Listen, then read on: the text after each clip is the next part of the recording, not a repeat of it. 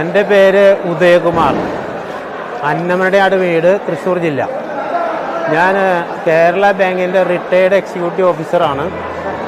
35 വർഷമായിട്ട് ഞാൻ എല്ലാ വർഷവും 2 വർഷം ഒഴികെ, ആ കൊറോണ പീരീഡിലും പിന്നെ പ്രളയത്തിൻ്റെ ആ 2 വർഷം മാത്രം അതിൽ മുടക്ക് വന്നുണ്ട്. അല്ലാണ്ട് അടുപ്പിച്ച് 35 വർഷം ഈ ശബരിമല ദർശനം നടത്തുന്ന ആളാണ്.